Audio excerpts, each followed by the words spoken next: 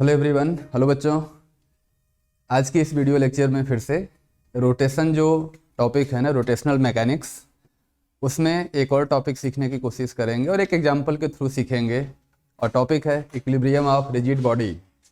इसके पिछले वाला जो वीडियो लेक्चर था ना, उसमें हमने हिंज फोर्स का कैलकुलेशन सीखा था स्टेप वाइज स्टेप। और आज हम इक्विलिब्रियम की बात करेंगे। एक एग्जाम्पल है हमारे सामने, यहाँ पे दे रखा है एक यूनिफॉर्म रॉड है। रॉड का जो मास दे रखा है बच्चों 20 किलोग्राम है और इस पॉइंट पे हमने हिंज कर दिया। और यहाँ पे एक मासलेस स्ट्रिंग है, इससे एक ब्लॉक को अटैच कर रखा है और इस ब्लॉक का मास दे रखा है 10 किलोग्राम। ये मासलेस स्ट्रिंग है, ये यूनिफॉर्म रॉड हो गया। रॉड की लेंथ है टोटल 4 मीटर और रॉड के मिड पॉइंट से स्ट्रिंग कनेक्टेड है। ये लेंथ है 2 मीटर, ये लेंथ भी है 2 मीटर। और यहाँ पे फिर से एक मासलेस हॉरिजॉन्टल स्ट्रिंग है और यहाँ पे इसको फिक्स कर दिया। और ये जो रॉड है ना वो इक्विलिब्रियम में है। यहाँ पे रॉड की इक्विलिब्रियम की बात हो रही है और क्वेश्चन पूछा गया है कि इस स्ट्रिंग का टेंशन क्या होगा, इस स्ट्रिंग में टेंशन क्या होगा। और यहाँ पे हिंज कर रखा है ना, तो हिंज फोर्स क्या लग रहा होगा इस रॉड पे। यहाँ पे रॉड के इक्विलिब्रियम की बात हो रही है, एक रिजिड बॉडी के इक्विलिब्रियम की बात हो रही है। और हमको पता है कि अगर कोई रिजिड बॉडी इक्विलिब्रियम में है ना, तो बॉडी पे लगने वाला नेट फोर्स भी जीरो होता है और किसी भी पॉइंट के अबाउट नेट टॉर्क भी जीरो आता है। तो सबसे पहले तो इस बॉडी की एफबीडी बनाएंगे और इस पे लगने वाला नेट फोर्स जीरो करेंगे। उसके बाद ज़रूरत पड़ी तो टॉर्क भी जीरो करेंगे। दो इक्वेशन यूज करना होगा, एक फोर्स एनालिसिस, एक टॉर्क एनालिसिस। और उसके बाद जो भी फोर्स पूछा अपने आप सॉल्व करने के बाद आंसर आ जाएगा। तो ठीक है, चलिए शुरू करते हैं। शुरू करने में सबसे पहले तो एफबीडी बनाना पड़ेगा। सवाल के हिसाब से पूरा सिस्टम इक्विलिब्रियम में है कि जो 10 किलोग्राम का ब्लॉक है ना, ये भी इक्विलिब्रियम में होगा। और अगर ये 10 किलोग्राम का ब्लॉक इक्विलिब्रियम में है तो सबसे पहले इसकी एफबीडी बनाते हैं, इस पर नेट फोर्स कर देते हैं जीरो। तो अगर आप इस 10 kg की एफबीडी बनाओगे ना, तो 10 kg पे अगर यहाँ पे लगने वाला टेंशन कुछ T1 लेते हो और ब्लॉक का मास 10 किलोग्राम है, तो ग्रेविटेशनल फोर्स लगेगा m इंटू जी, यानी 10 इंटू जी। जी की वैल्यू अगर 10 लेते हो ना, mg की वैल्यू आ जाएगी बच्चों 100। और अगर ये ब्लॉक इक्विलिब्रियम में है तो इस पे नेट फोर्स जीरो। तो जो टेंशन फोर्स T1 है ना, वो इसके ग्रेविटेशनल फोर्स mg यानी 100 न्यूटन को बैलेंस करेगा। यहाँ से T1 की वैल्यू आ गई बच्चों 100 न्यूटन। T1 तो आ गया। अब उसके बाद जो हिंज फोर्स है वो इस रॉड पे एक्ट कर रहा होगा। ये टेंशन फोर्स भी यहाँ का इसी रॉड पे एक्ट कर रहा है। तब हमें एफबीडी बनाना पड़ेगा रॉड की। तो अगर आप इस रॉड की एफबीडी बनाते हो ना, हमने यहाँ पे अलग से फिर से एफबीडी बना लिया। यहाँ पे ले लिया बच्चों ये रॉड। यहाँ पे अगर टेंशन T लेते हैं तो यहाँ पे स्ट्रिंग हॉरिजॉन्टल है, तो tension force away from the system लगेगा, रॉड से अवे इस डायरेक्शन में लगेगा T। इसके अलावा यहाँ भी स्ट्रिंग है, यहाँ से यहाँ तक हर जगह टेंशन सेम होगा, T1 होगा। यहाँ का जो टेंशन फोर्स लगेगा ना, ये टेंशन फोर्स इस पॉइंट पे लगेगा, यहाँ पे ये T1 होगा। और इसकी वैल्यू हमने कैलकुलेट करा है 100 है। इसके अलावा रॉड पे ग्रेविटेशनल फोर्स भी एक्ट करेगा और रॉड का ग्रेविटेशनल फोर्स लगेगा बच्चों उसके सेंटर ऑफ मास पे। तो ये जो स्ट्रिंग है ना, सेंटर ऑफ मास पे ही लगी हुई है, तो यहाँ पे रॉड के सेंटर ऑफ मास पे एक एक्स्ट्रा ग्रेविटेशनल फोर्स भी लगेगा। वो रॉड का ग्रेविटेशनल फोर्स होगा इस टेंशन के अलावा। रॉड का मास दे रखा है 20 है, तो ग्रेविटेशनल फोर्स होगा m इंटू जी, 20g, यानी ये हो गया बच्चों 200। इसके अलावा इस रॉड पे हिंज फोर्स भी लगेगा क्योंकि वो भी कांटेक्ट में है, वही इसको फिक्स करके यहाँ पे रखा है इस एंड को। और हमको पता है कि हिंज फोर्स ना ज़रूरत के हिसाब से किसी भी डायरेक्शन में लग सकता है। और जब किसी भी डायरेक्शन में लग सकता है तो सभी डायरेक्शन को कवर करने के लिए कोई भी हम दो परपेंडिकुलर डायरेक्शन कंसीडर कर लेते हैं, उससे इस प्लेन में सारी डायरेक्शन अपने आप कवर हो जाएंगी। जैसा कि लास्ट वाले वीडियो लेक्चर में भी हमने देखा था, वहाँ भी हिंज फोर्स कैलकुलेट किया था, सेम प्रोसेस यहाँ भी होगा। तो हिंज फोर्स किन्हीं भी दो परपेंडिकुलर डायरेक्शन में ले सकते हैं। और जब हमें अपने हिसाब से डायरेक्शन सेलेक्ट करना है तो जो इजी रहेगा वो डायरेक्शन सेलेक्ट करेंगे। एक ले लिया बच्चों हॉरिजॉन्टल, तो इस डायरेक्शन में हिंज फोर्स का कंपोनेंट ले लिया F1। इसके अलावा हिंज फोर्स का दूसरा कंपोनेंट ले लिया इस वर्टिकल डायरेक्शन में F2। पूरा सिस्टम वर्टिकल प्लेन में है, तो हिंज फोर्स के दो कंपोनेंट ले लिए F1 और F2। टेंशन फोर्स T1 आ गया 100, रॉड पे लगने वाला ग्रेविटेशनल फोर्स हो गया 200, यहाँ का लगने वाला टेंशन फोर्स हो गया T। ये है कंप्लीट एफबीडी इस रॉड की। सवाल के हिसाब से जो ये वाला एंगल है ना, ये एंगल दे रखा है बच्चों 30 डिग्री, और अगर ये 30 है तो ऑब्वियस सी बात यहाँ पे एंगल हो जाएगा फिर से 30 डिग्री। रॉड के इक्विलिब्रियम की कंडीशन लिखते हैं। सबसे पहले लिखेंगे नेट फोर्स जीरो, एक बार हॉरिजॉन्टल में जीरो करेंगे और एक बार वर्टिकल में। तो अगर हॉरिजॉन्टल में नेट फोर्स जीरो करते हो ना, तो यहाँ पे इधर F1 है, यहाँ पे T है, दोनों फोर्स अपोजिट हैं। अगर हॉरिजॉन्टल डायरेक्शन में नेट फोर्स को जीरो करना है ना, तो ये दोनों फोर्स इक्वल एंड अपोजिट होने चाहिए। यानी जो F1 है ना, F1 का मैग्नीट्यूड T के बराबर आएगा। यहाँ से F1 आ गया बच्चों T। अगर ये दोनों इक्वल एंड अपोजिट हो गए तो नेट फोर्स जीरो होगा। डायरेक्शन ऐसे ही अपोजिट दिख रही है, मैग्नीट्यूड को सेम कर दिया तो हॉरिजॉन्टल डायरेक्शन में नेट फोर्स जीरो हो गया। एक इक्वेशन तो यहाँ से आ गया। दूसरा इक्वेशन आएगा, फिर से नेट फोर्स जीरो करेंगे वर्टिकल डायरेक्शन में, तो जितना फोर्स अपवर्ड्स उतना ही फोर्स डाउनवर्ड्स होगा। इस रॉड पे ऊपर की तरफ लगने वाला फोर्स हिंज फोर्स का कंपोनेंट है F2, और इस पे नीचे की तरफ लगने वाला नेट फोर्स है बच्चों, यहाँ पे 200 है, यहाँ पे 100 है, तो 200 और 100 मिलके हो गया 300। यहाँ से तो F2 की डायरेक्ट वैल्यू आ गई, यानी हिंज फोर्स का एक कंपोनेंट F2 डायरेक्ट आ गया 300 न्यूटन। और जो दूसरा वाला कंपोनेंट हमने F1 लिया है ना, ये T के बराबर होगा।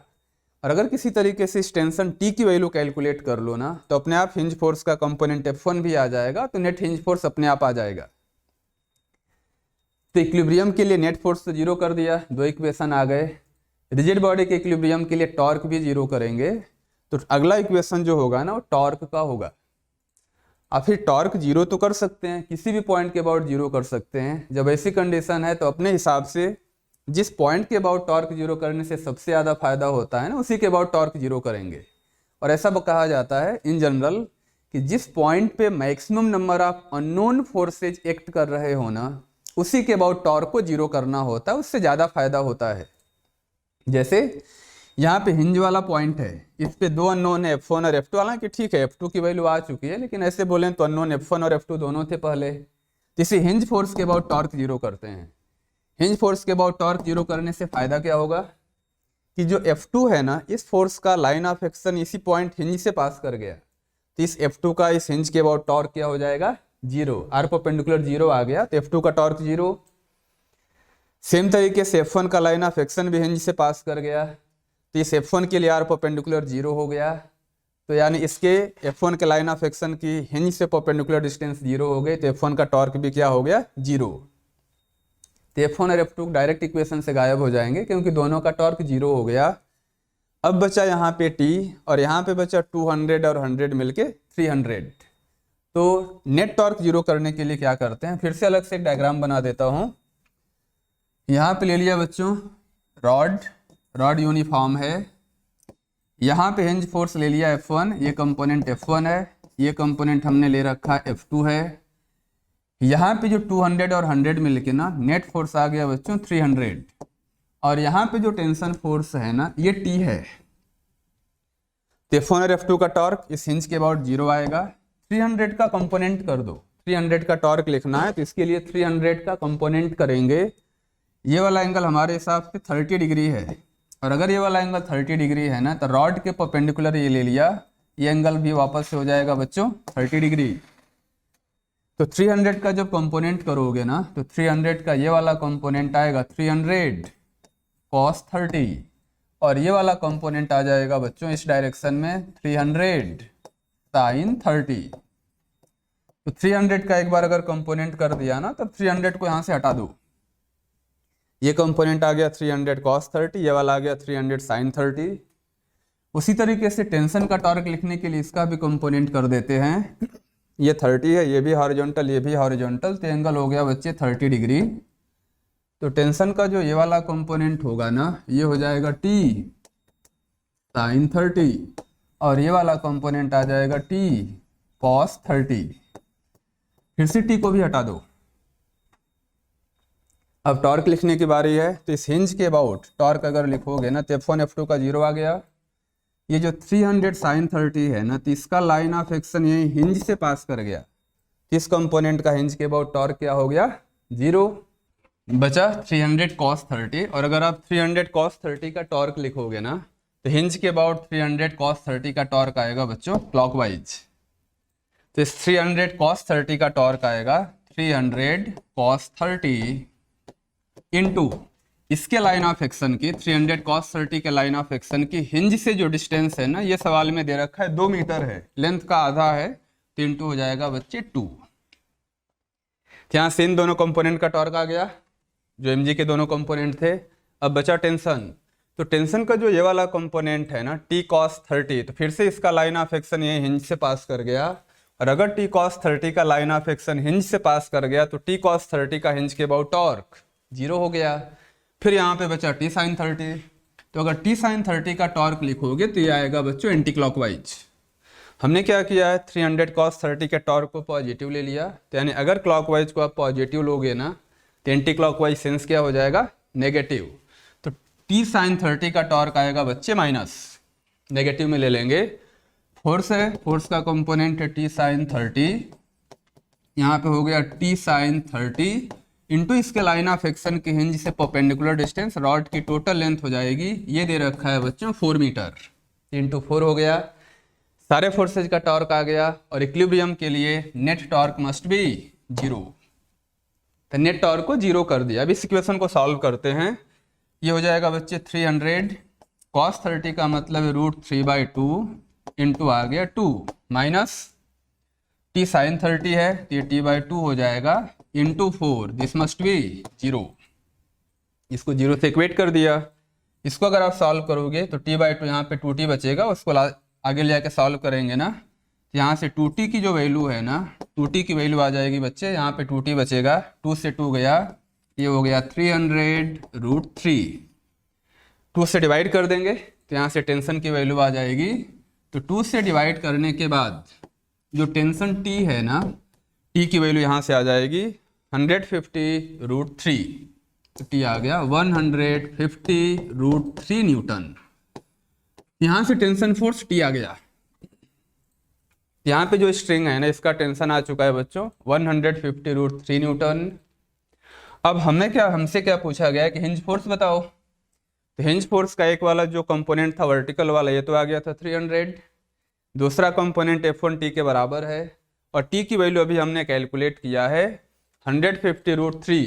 तो जो हिंज फोर्स का ये वाला कंपोनेंट था F1, ये T के बराबर होगा, तो F1 की वैल्यू हो जाएगी बच्चों T, और T का मतलब हो गया 150√3 न्यूटन, ये F1 आ गया। और हिंज फोर्स का जो दूसरा कंपोनेंट है ना F2, ये F2 हमने पहले ही निकाल रखा है, F2 की वैल्यू है 300, तो F2 की वैल्यू यहाँ पे पुट कर दिया 300 न्यूटन। फिर से हमने F1 और F2 दोनों एक दूसरे के परपेंडिकुलर ले रखा है, तो नेट हिंज फोर्स की अगर आप वैल्यू कैलकुलेट करोगे ना, तो नेट हिंज फोर्स आ जाएगा बच्चों √F1 स्क्वायर प्लस F2 का स्क्वायर। यहाँ से आप कैलकुलेट कर लो, नेट हिंज फोर्स की वैल्यू आ जाएगी। और F1 और F2 दोनों पॉजिटिव आए हैं, तो पॉजिटिव आने का मतलब जो डायरेक्शन हमने कंसीडर किया है ना F1 और F2 की, वो डायरेक्शन सही है। तो इस तरीके से स्ट्रिंग का यहाँ का टेंशन फोर्स आ गया, हिंज फोर्स आ गया, और जो नीचे वाली वर्टिकल स्ट्रिंग थी उसका टेंशन पहले ही हमने निकाल लिया था 100 न्यूटन। तो आई होप आपको ये बात समझ में आ गई होगी, ये क्वेश्चन अच्छे से समझ में आ गया होगा।